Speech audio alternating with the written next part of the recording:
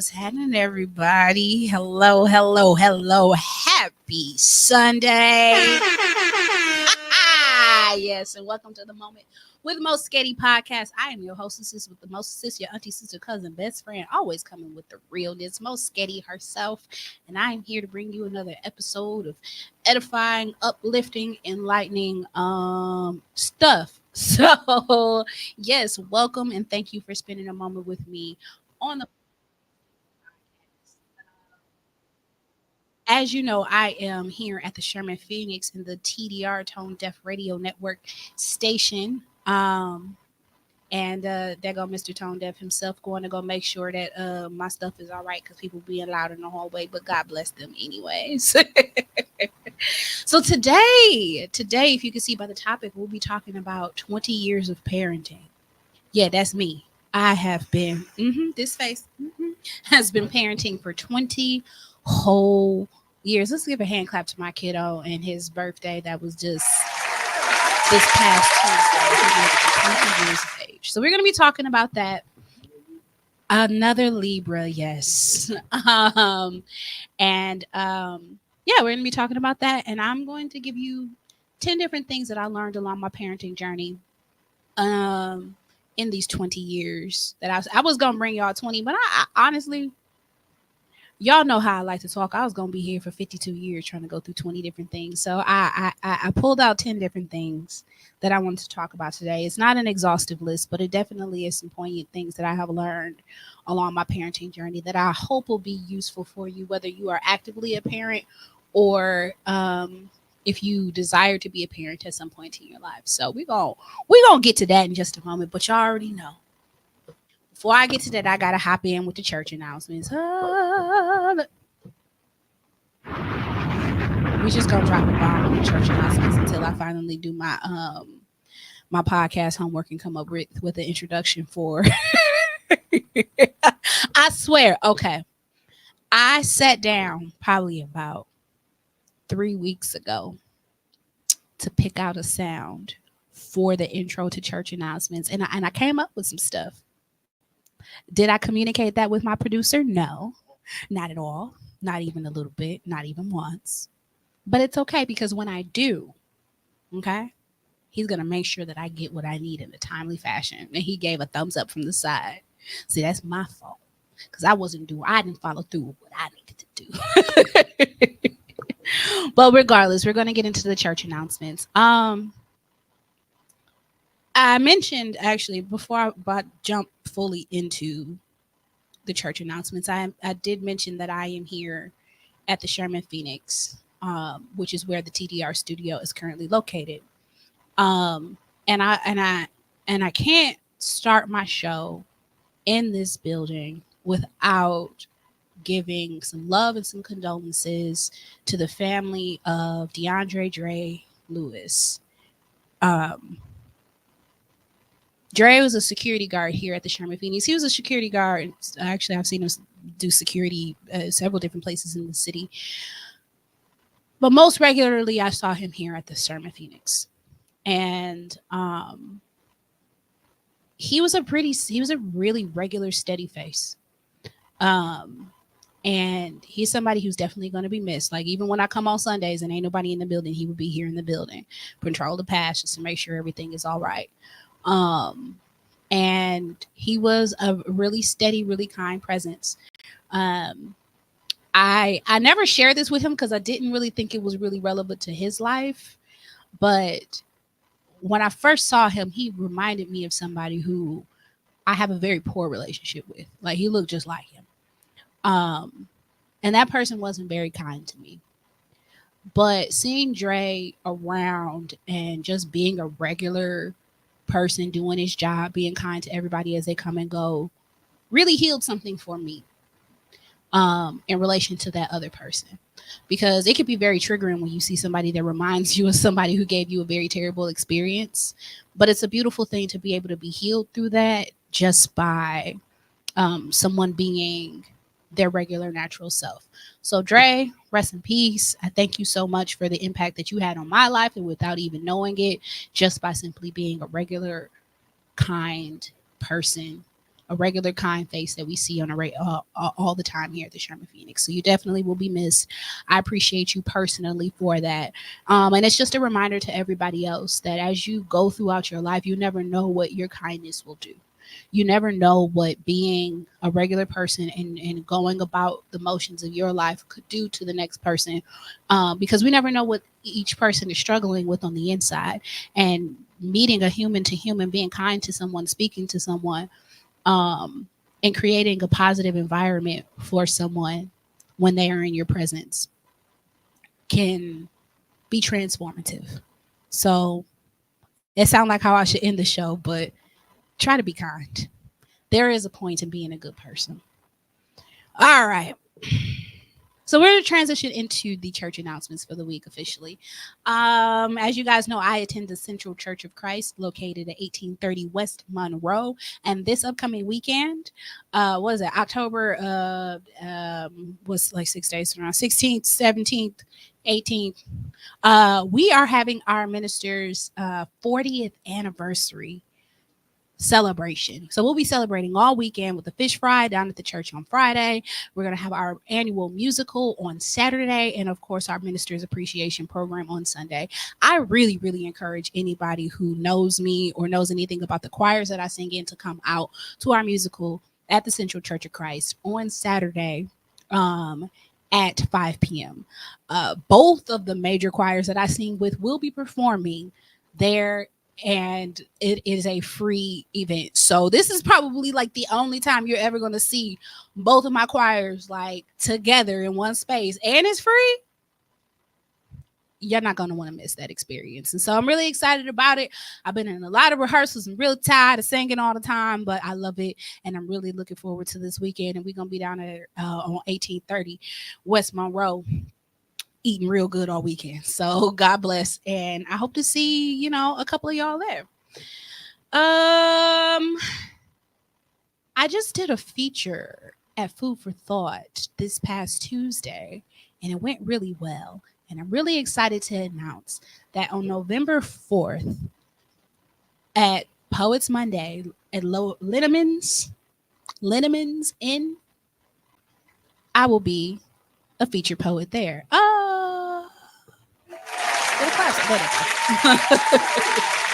I have another poetry feature coming up on November 4th. If you missed my last one, then you missed it, because I do something a little bit different for each of the times that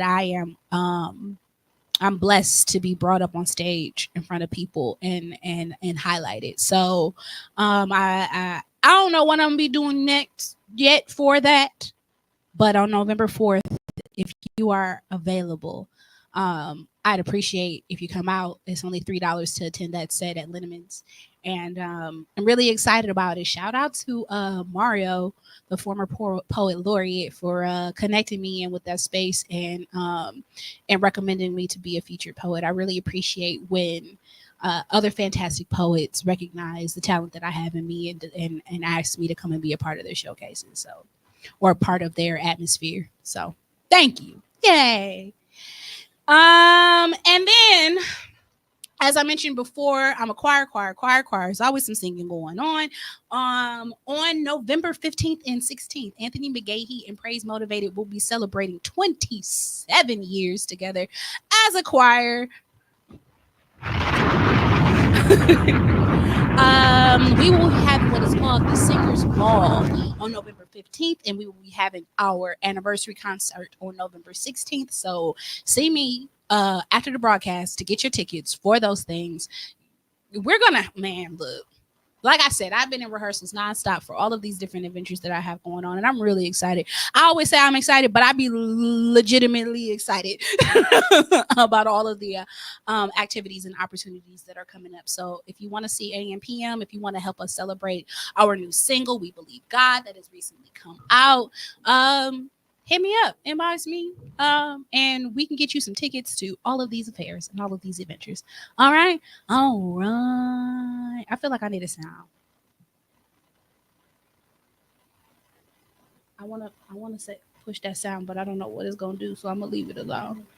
Jim. Oh, it's just a Mario coin. Okay. Hey, so now, I had to check in with my producer for a moment to make sure that I didn't push any buttons that were inappropriate for my show. I mean, I'm grown and I do what I want to do, but also thematically, there's some buttons on here that I probably just shouldn't just push willy nilly. All right. Anyway, so let's get into the topic today.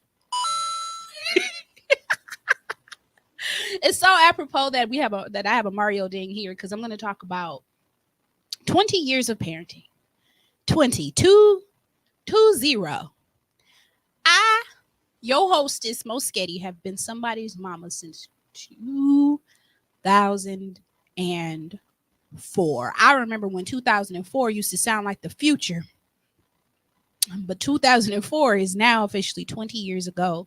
I gave birth to my son uh, on October 8th at the tender age of 16, and now he has outaged me when I had him. And I just wanted to share with you guys some of the things that I learned along my parenting journey. I've been really reflective lately on just who he is, who I am, and how far we have come. I've been really reflective lately on the person that I am and the moral character that I try to exhibit and the things that I've passed on to my child. And I've been very proud of the person that he's turned out to be. My son, he's just simply a good kid. He's simply a good person. He's got manners. He's polite. He works hard. He helps out around the house. He's respectful. He's a lot of what I desire him to be. And I'm really excited about what he's going to transform into as the years go on. But I wanted to share some things that I was reflecting on about parenting because I feel like I have some things to say. Now that I got a little evidence of my parenting skills and how it turned out. I'm very grateful for every piece of the puzzle that came together to create this picture from my loved ones and my church village and everyone around me who has been able to help me raise this child. And so here are 10 things. I was gonna do 20, but I want to keep y'all here 82 years. 10 things that I want to highlight along my 20 years of parenting. All right. Number one, it's going to be too late for some of y'all, but it's okay. Establish yourself before you have children. Establishing yourself before you have children is actually very important.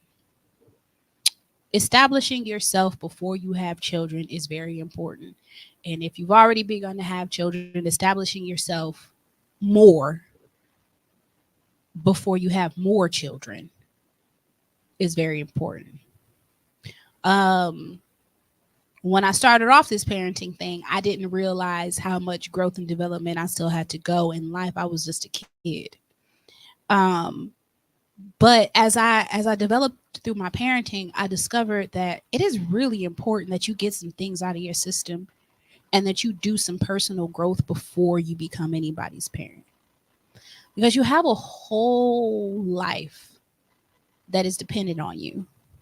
They're going to learn things from you. They're going to be picking up on your behaviors. And if you haven't had the opportunity to live life, you don't even have much to share with your kid.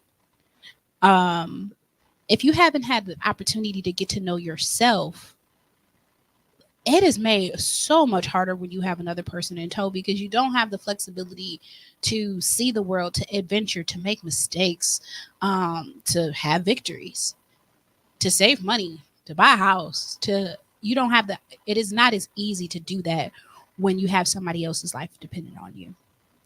And so it's very important that you establish as much life as you can, establish yourself as well as you can before you ever have any children, so that you're not looking at your children with regret, so that you have more experience and more wisdom to share with them in the first place.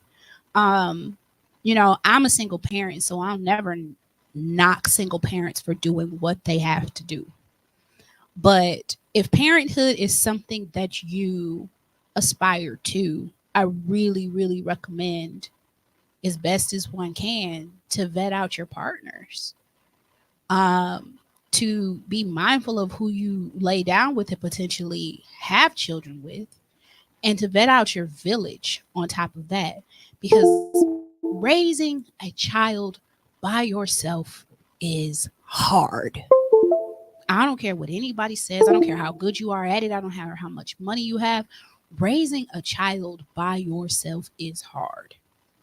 And when you haven't established your life, if you don't have a solid village around you, if you don't have a solid partner with you, and I mean, you need the partner and the village, because the spouse alone isn't necessarily going to save you from the headaches that come with, especially bringing a new life into the world. And your village is also going to be able to provide you respite no matter what age, and assistance no matter what age, and guidance no matter what age the child is. And so, by establishing these things, your new life, your child is able to come into the world with a lot more support, with a lot more hands on deck, with a lot more of their needs being met without the people who are trying to meet their needs being uh, just covered in frustration. I there's a family in my church who has begun to have, I'm having deja vu. There's a family in my church who has begun to have grandchildren, and it is a beautiful sight to see that that the new grandmother is very, very involved with her children and their children. And this is a two-parent household. You know, these babies are born to a well-established husband and wife, but yet grandma's around, aunties and uncles are around, grandma's around a lot to fill in the gaps, to offer help, to give wisdom that new parents wouldn't have. I raised you. I know a little something about raising kids, even if I did it wrong. If I wasn't perfect at it. I learned from my trials and errors, and here are some things that you can take along with you. Here's how doing little things like wrapping a diaper up so it don't stink up your whole house. Like, there are just certain things that grandparents will know, and having a full village around you that is healthy before you bring a child into this world is one of the best gifts that you can give to your children, so that they come into love. There was a time when I worked in the foster care industry, and one of the things that broke my heart a lot was the idea that babies were being born into environments where nobody wanted them. Children were being born into environments where there was nothing but resentment and hatred and disdain for their very existence. And so it's hard to begin life like that, where nobody can afford you and nobody wants you, but everybody is just tolerating you because you're here. And so if you aspire to be a parent, or you don't have any children at this point, or you only have one, I really, really encourage you to do as much personal establishment as you can before bringing those children into the world, before bringing more children into the world. Become financially stable, become stable in your community, become stable in your mental health before you decide to add things that's going to put a strain to all of that on your plate. Number two, your kid is like you, but they are not you. Your kid is like you, but they are not you. And I know that's hard because they look just like you. Sometimes they act just like you. Sometimes they sound just like you, might walk just like you, might talk just like you, and use some of the same phrases, but they are not you. They are not you. They are a whole different autonomous human being who has to go through the cycles and the ups and downs of life. who is growing up, no matter how close to you that they are, no matter how much like you they are, your children are growing up in a completely different generation than you are. They're having a completely different lived experience than what you're having, especially those of us who are raising children now in the age of the internet. If we didn't grow up with the internet the way it is now, it's a completely different world for these kids. And so we have to be mindful that no matter how much your children are like you, they are not you. And so it's important to listen to them, pay attention to them, lean into the things that they are interested in and not the things that you want them to be interested in. And I know that they are our legacy and we are responsible for them thriving, but they are not your second chance at life. Your children are not here to pick up the slack on everything that you didn't get a chance to do. They are here to live their lived experience. And we can give them as much wisdom and knowledge as we can in order for them to live a smoother life. But at the end of the day, they are not you. They are going to have a unique set of experiences. They may like some of the things that you like, but they may hate some of the things that you love. And you have to allow your young person, your child, to grow into the essence of their own being so that they are not chasing the idea of being you. You don't want your child living in your shadow trying to be you when they need to be living in the glow of their own selves trying to be them. There's enough of us who don't even know who we are anyways, let alone trying to make somebody else be us. And just because you got yourself figured out just a little bit now doesn't mean that you have to morph this new person into you. No, you morph them into what they desire to be. And you do that by paying attention to them. You do that by encouraging them in the direction that they are naturally inclined, by allowing them to explore the world and be their own person. And always remembering, no matter how many similarities you guys share, their two eyes are going to see a total different set of issues in this world, is going to have a total different set of experiences in this world than you did. It will not be identical. Even if you were identical twins, you wouldn't have identical experiences. And so no matter how much your child is like you, they're still their own person. And let them be that. And it's okay. And use your similarities as an opportunity to further understand them. But use your words to get an understanding that is beyond what y'all share. Because even if they're like you, they still got a whole nother parent that they're like. And even if they're like both of y'all, that still has come together to be its own individual person.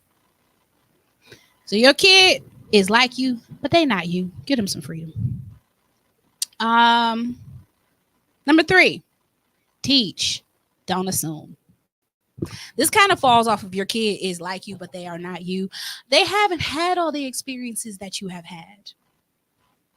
Developmentally, they're in a completely different place than where you are. The things that they should know better, if you ain't never told them, then they shouldn't know nothing. Teach. Don't assume. If you've never shown your child something, teach it to them. Don't assume that they know. Even if it's quote unquote common sense, teach. Don't assume that they know. Just because you send them to school doesn't mean that they're going to know everything that you want them to know. Teach your children. Don't assume that they know. And if you've never had a conversation with them about a subject, it is your responsibility to bring that up. Teach your children. Don't assume that they know. Because they just got here. And each and every one of us are only aware of the things that we have perceived. We're only aware of the things that we've been taught or we've been exposed to. And if you haven't directly taught or exposed your children to a thing, assuming that they know stuff that you've never told them will leave them with gaps in their understanding. And if you can fill those gaps, then give them the equipment that they need to be successful. Where I'm at. Number 4.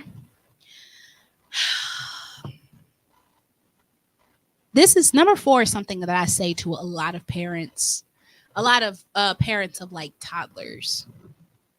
And they look at their little baby and they're like, oh my gosh, you're not a baby anymore. You're growing up so fast. I miss my little baby. I always say this. There is something different and amazing about your child at every different phase. Look for it, find it, appreciate it, have gratitude for it, because they're only going to be that age for so long. And when they're grown for the rest of their life. So learn to lean into and appreciate what is so special about your child at that phase. Whether it's a brand new baby and they still smell like Similac, kids still drink Similac, Enfamil, whatever. They still smell like Johnson's. Or they're in high school and they're making friends and getting their driver's license. Or they're an adult and they've got a job and a family of their own. Or they're in middle school and they just figured out how to comb their hair in the correct direction. Or they're in elementary school and they just got on the soccer team. Or they're turning 40 and they're a grandparent now. Like, there's so many different things to enjoy about your child at whatever phase that they are. Take a moment to really appreciate who they are, how they are, where they are, because you don't want to miss it. It goes by so fast. It goes by so fast. My favorite part of watching my son grow up was just watching the light bulbs come on, watching him be able to learn different things, watching us be able to have different experiences at different times of life. Because whereas we used to love like kites and bubbles at one point, it is giving way to computers and video games. And where I took him, to get on a little bouncy jump thing when he was a kid, we went bowling and he want me to cook him some labor intensive food for his birthday. But things change. The things that they light up about change. The things that they are interested in change. But they remain amazing. And so take the opportunity to really appreciate what is great about your kid being at their age as they make their way through each age. Because let me tell you, I'm a miss trick or treating. But we trick or treat everywhere around this city when we had that opportunity. And watching the joy in a child's eye when you running up and down the block to get some candy is a beautiful thing. And I'm going to miss that. But I also am going to appreciate now how we can go to haunted houses and I can hide behind him if I need to. I'm not going to hide behind him. I'm brave. I don't know. Maybe I will. He's bigger than me now. I can. You can.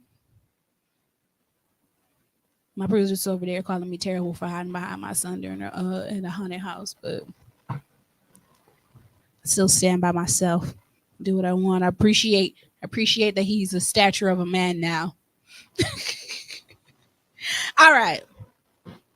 Number 5.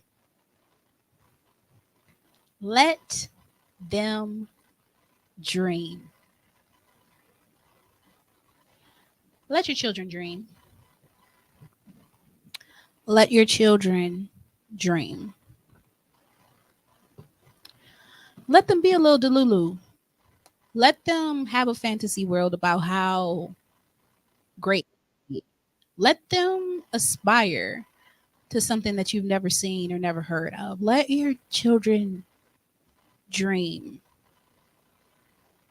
You don't have to be the one that brings them back to reality or crushes their hopes. Good morning, brother Butler. Ajamu. Hello. Good to see you in the chat today. Because you never know what we become of the things that they aspire to, the things that they dream about. And so when you give your children the opportunity to dream a bit, you give them the opportunity to explore a bit. And you give them the opportunity to change the world in ways that you never know might actually come to fruition. Everything that we have in this world was once somebody's dream. And there's no reason why your child can't be the one to change things around them or to invent something new or to go someplace where you've never been or just aspire to something that You might not believe that they can touch, but they believe they can touch it, and so they will. So let your children dream, even if you've lost your dreamer in you. Preserve that in them and protect that in them. Before we go on to number 6, I'm about halfway through. Brother Ajamu Butler, I don't know why I call him brother, but that's the brother. Has popped into the chat because he's the brother. He's the brother. Has popped into the chat, and I just wanted to say that for the next moment at what what's my name? The name of my show? Moment with Moschetti. We'll have Brother Ajamu Butler as a guest in the studio. Well, where the claps at? My claps go. You turn my claps down. Anyways, so yeah, so we're gonna have a guest and we're gonna have Mr. Hilda Hood in the building. I'm really excited and really appreciative about that episode. So y'all gonna want to tune in for that one. All right, thank you. Back to the topic. 20 years of parenting. Number 6. You set the tone for your kids' mood and behavior. You set the tone for your kids' mood and behavior. I know a lot of people be out here like, I can't gentle parent because my kids ain't gentle. Your kids ain't gentle because you ain't gentle. Or it's a lot of people out here who move about the world without intention, who move about the world unconscious about the effects of their actions. And when it comes to your children, you need to be very intentional because they follow what you do and what you say. You know, do as I say, not as I do is a desire of many parents who don't have self-control, but is not a realistic disposition to put a child in because they are taking in information from everything around them. And that includes what you say and what you do. And so it is important for you to be mindful that you set the tone for your children's mood and their behaviors. So if you're emotionally dysregulated, your kids are going to be emotionally dysregulated. If you're walking through the house as a tyrant, hollering and screaming at everybody, even if they calm down and be submissive to that type of behavior, you're going to harbor anger in them. You're going to harbor aggression in them. And you don't know when and where that comes out. Where do you think bullies come from? Bullies don't just go to school and just beat up on people because they woke up that day like, you know what? I think I'm going to be a jerk. No. They tend to have some issues elsewhere, some unresolved aggression elsewhere, and it's likely at home. I've seen many bullies be bullied by their parents. Your bully's first bully was their parent a lot of the time. Your bully's worst bully has been their parent a lot of the time. And so in your own behavior and the ways that you navigate the world, be mindful that you set the tone for your kids' mood and your kids' behavior. And so even if you're not in a position not in a position, but even if you are still working on doing an overhaul of your behavior, little things that you can do now, today, to start with better parenting is help your children start and end their days with peace. Help your children start and end their day with peace. Tell them that you love them. Put them to bed with kindness and calmness. Wake them up with kindness and calmness. Send them out of the door with love and well wishes. Send them off to school with love and well wishes. And I mean, take the time for it.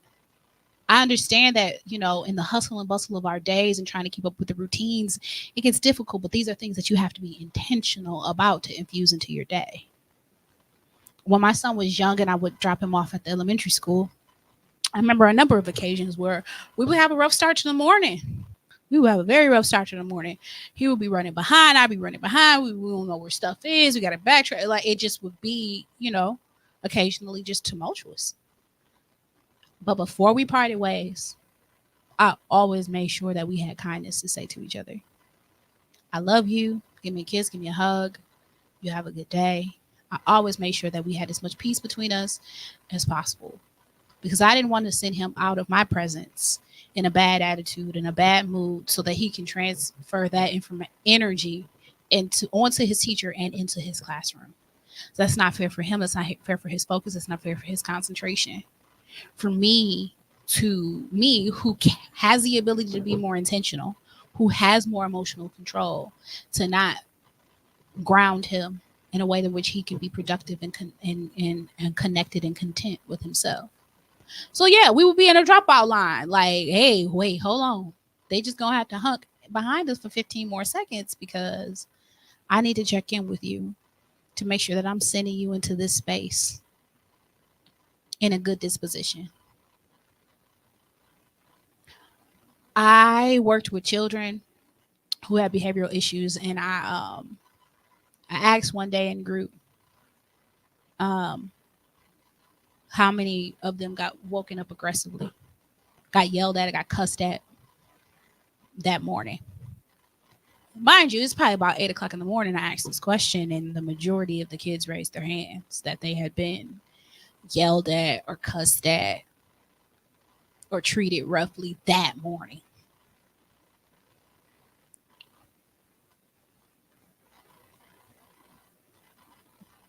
Kids don't have the ability to take a break and shake that off.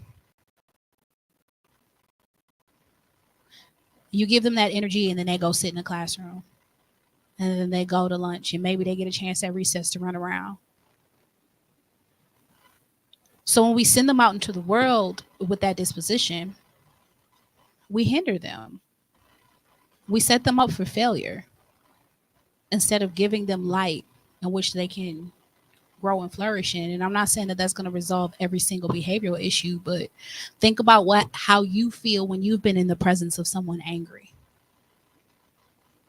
and what that takes for you to change that energy within yourself. And think about the fact that you are an adult with the mindset and the ability to even do that. And think about how kids lack that, and how they're not going to get the same type of level of love and attention once they get into the classroom. It's going to be one of 30 or one of 20 if you got a small class. So it is your responsibility to set the tone for your kids' mood and your kids' behavior. And that starts with checking yourself, being intentional, and making sure you're moving in love. All right. Number 7. Give your kids what you did and didn't have. There's a lot of people who be like, I just want to give my kids everything that I didn't have. And I believe that is a beautiful disposition to have. It is very honorable. But a lot of times we think about that in the mode of material possessions. And then we focus so much about giving our kids material things that we don't focus on giving them time, love, attention, and care and kindness. I hadn't gotten there yet. My producer says, and discipline. And I say, I haven't gotten there yet, because it is very important that you give your kids, like I said, what you did and didn't have. So regardless of whether or not you had discipline, it's a good idea to give it to them if you've learned it. And not just discipline, but encouragement and support along along their road of doing what they need to do in life. Because we need it all. If you had discipline, give it to your kids. I know as much as you hated it, there is utility for it. If you didn't have support, if you didn't have anybody showing up to your games, or if you did and you know how beautiful that is to have somebody in the stands cheering you on, give that to your kids. Give your children choice. Give your children the ability to express themselves. Give your children good morals and positive character. Give your children patience. These are not material things, but they are so substantive. And they will allow your children to become fuller beings. So if you had beautiful things, sometimes we don't even realize how beautiful of a lifestyle that we've lived, because we take it for granted that people were kind and took care of us. But give them that. And too many times we focus on the things that we didn't have physically. And if you can give that to your kids, give them that. But don't forget to give them humility. And don't forget to give them gratitude. And don't forget to give them all of the moral characteristics that'll make them a well rounded stand up person. So give your kids what you did and what you didn't have. We're going to move on to number 8. Oh, I thought I repeated myself, but I didn't. All of these are kind of building off of each other, though. But point number 8 is talk to them, teach them. Now, I already said back into point number 3, teach, don't assume. But point 8 is more about communication. Talk to your children. Communication skills start at day 1. Start in the womb. Actually talk to your children.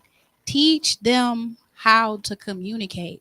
Give them space to say the difficult things. Give them the opportunity to defend themselves. And I know I sound so much like nobody's black mama by saying give your kids the opportunity to defend themselves. But here is why. They will need the ability to communicate and speak up for themselves in the world. Your home is a training ground for how your children will be able to operate in the world. School is another training ground, and it's a great one because they got the kids the majority of the day. But like I said, language acquisition begins when hearing develops. Language acquisition and communication begins when we're able to connect with one another. That begins at the start. So talking to your children, making it normal that we speak to one another, starts when they are a baby.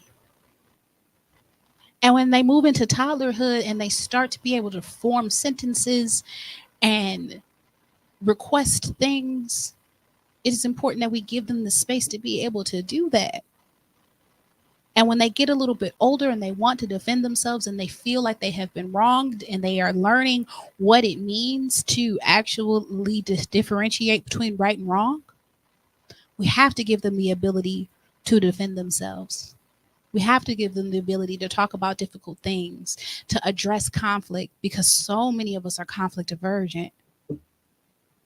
aversive, that we run from it, and it comes from being beat into submission by our parents, being told, don't talk back to me, do as I say, don't talk back, don't be giving me all that lip, don't cry, otherwise I give you something to cry about. Like, so many of us are shut down in our communication in those areas of being able to speak up for ourselves and to be able to address difficult things, that we never develop it in a proper way that allows us to have smooth conflict with others. And so we avoid it, or we become people pleasers, or we allow people to run over us, or we become overly aggressive trying to make up for the fact that people have been running over us, or the fact that we didn't get a chance to stand our ground. So allow your children to exercise that. And I'm not saying let your kids talk back to you, but redefine what it really means to talk back. Allow your children to talk to you if their tone is respectful and their points are clear, because you'll set them up for success when it comes to the necessity of them to stand up for themselves outside of the home. Talk to your kids, communicate with your kids, give them the space, the time, the opportunities to speak up for themselves, to talk about difficult things, to defend themselves when they feel they have been wronged, in an environment where they are safe. And be prepared to hold yourself accountable when they get to that point of like, once you start hearing their opinions, they might have a point. And I think that's what some of us parents are afraid of, is losing control of the situation. If we allow our children to speak for themselves, but really it can be an empowering situation for all people involved by allowing the children to develop the communication skills that will allow them to assert themselves properly in the world. I'm not telling you to allow your kids to disrespect you. I'm telling you to give them the space to learn how to respect themselves. Quick side story. Me and my mom, especially since I've grown, I can do whatever I want. Like, I can say what I want. She live miles away, like whatever. But I respect her. So I'm not just going to talk to her crazy, but when I am expressing myself, sometimes I might get to cussing, or sometimes I might get to talking kind of sharp, or sometimes I get to talking a little loud. And she has a way of saying my name to call me back in, to let me know that, hey, now you are reaching the parameters of the boundaries of communication right now. You're starting to move over into disrespectful territory. I need you to pull it back. But we're only able to develop that mode of communication by her allowing me the space to express myself, and her establishing boundaries of what is respectful and what is not, and calling me on it. And because I respect her, as I get close to anywhere near disrespect, and she, hey, now, sorry, mom, love you. Sorry, mom, love you. And I'll pull it back in. You even on here, she's not even on here right now. And I was talking about somehow I do what I want to, but I still said, let me pull that back before my mama watched this. And she called me talking about some, oh, you get to do what you want to. I do, but like, not to the point where I disrespect my parent. Because communicating and standing up for yourself and speaking about difficult things and holding people accountable are not inherently disrespect. And we need to kill that yesterday.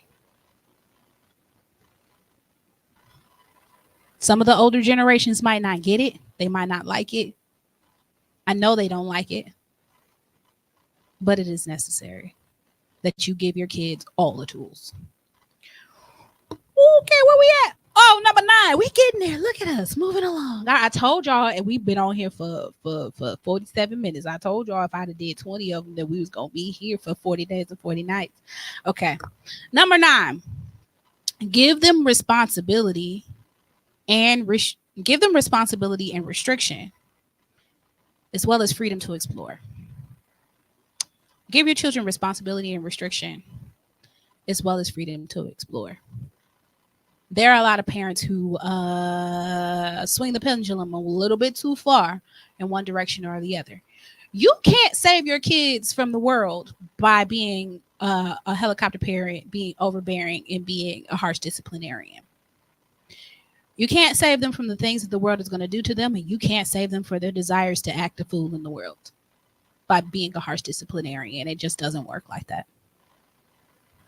You also can't expect your children to develop into people who have any sort of balance or structure about them if you don't teach them any and you let them run free and wild.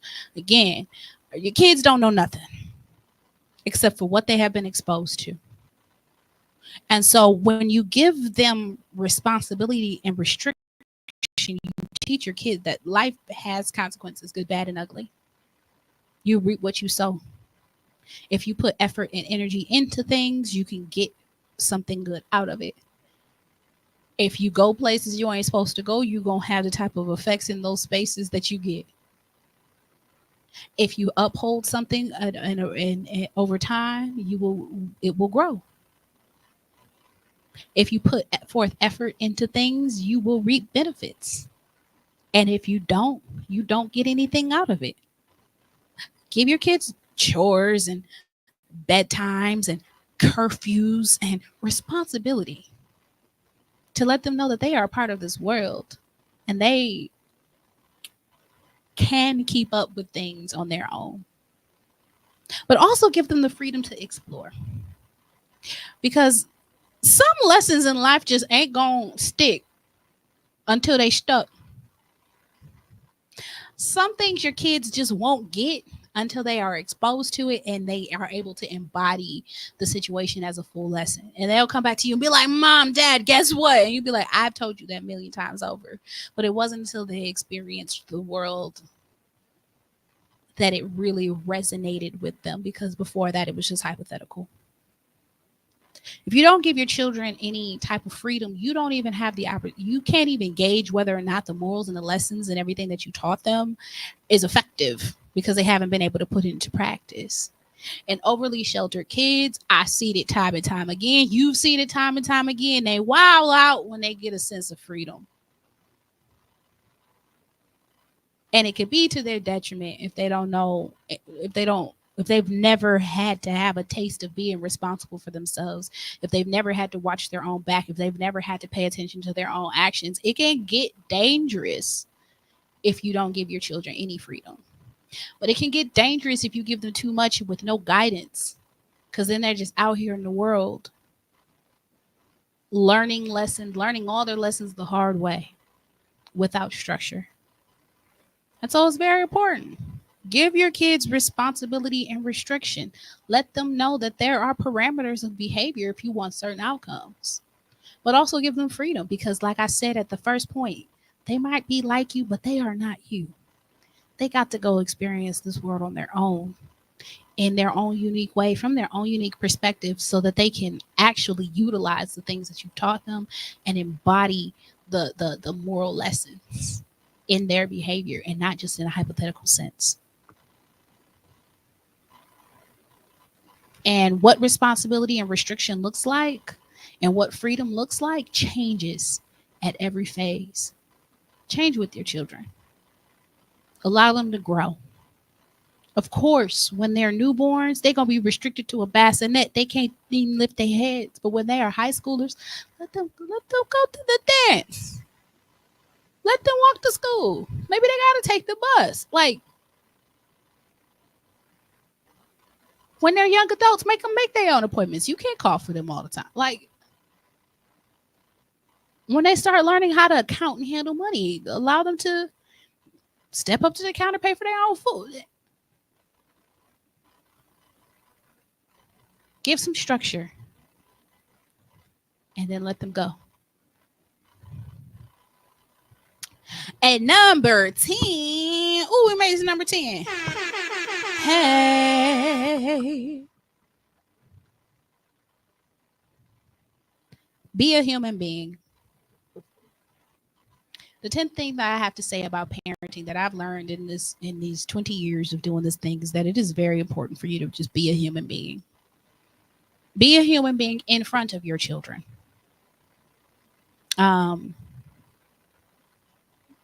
That's probably a whole podcast all on its own about people overexposing their children to things that they shouldn't. But be a human being in front of your children means be emotional. When I talk about it, it means be imperfect. When I talk about it, it means allow your humanity to exist in front of your children. And the reason why is that inevitably your kids are going to find out that you are not perfect, that you are not God, that you do not know everything.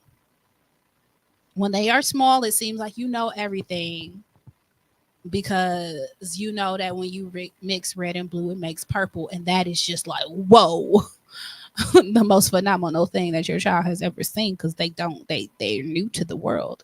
But as they get more exposed in the world, they're going to find out that you're a regular person.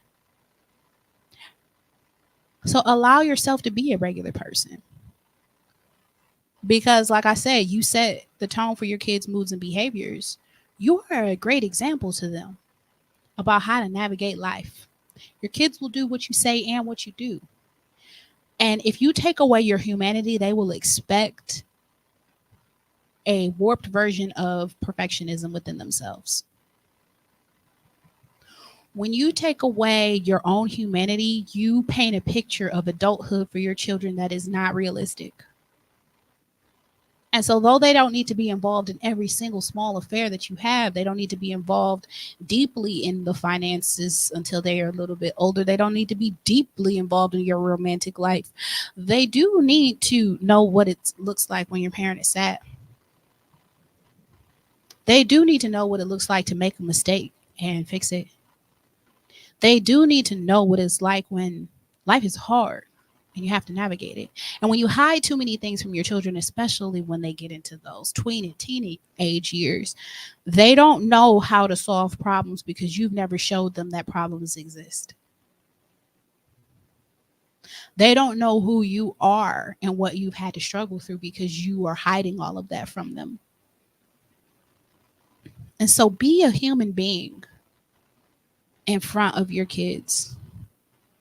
Be human in front of your kids so that they know that when life hits them and humanity catches up with them, that they are not alone in their struggles.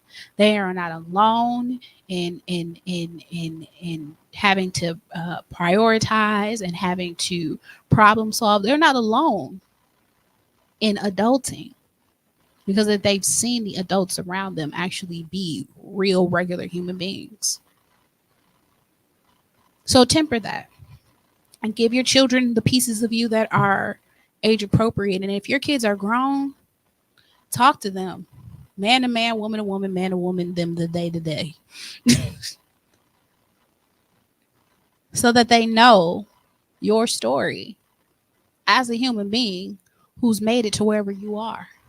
Because if you are a picture of something that your children want to be, make sure that they know the story behind the photo. And if you are a picture of something your kids don't want to be, make sure that they know the story behind the photo. Because there's lessons in all of that. And I know I said 10, but I have a number 11 that's hanging out here at the bottom of this page, and I'm going to share it with y'all before we get off. Because it is about parenting, but it's about you. Remember, you are a person. And all the people in your house deserve care. Remember, you are a person. And all the people in your house deserve to be made a priority from time to time. Remember, you are a person. And all the people in your house deserve grace. Remember, you are a person. And all the people in your house deserve love. Remember, you are a person.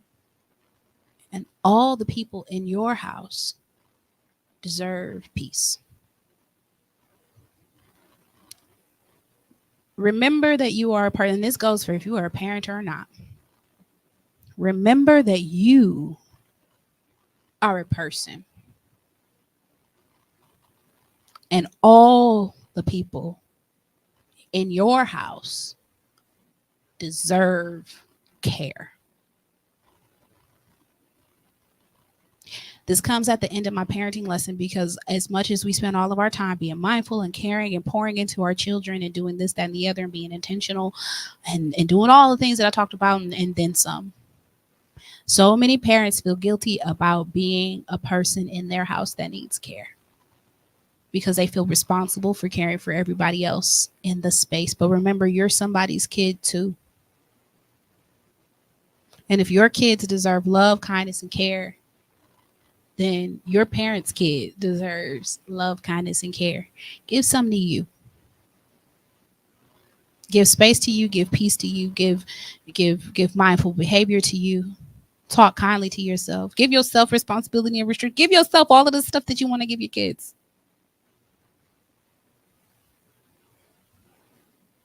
Unapologetically. Because you're a person. And all the people in your house deserve care.